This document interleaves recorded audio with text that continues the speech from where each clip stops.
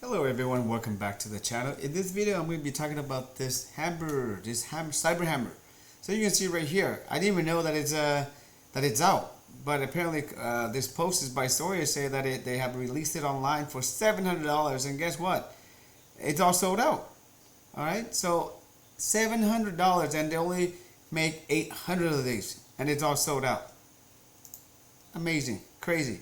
So guys, anything with cyber will be, or anything is made by Tesla, whether it's tequila or hammer, it will cost a lot of money and people would just buy it. Check this out. It goes well along with the Cybertruck. I guess that's why people are buying it.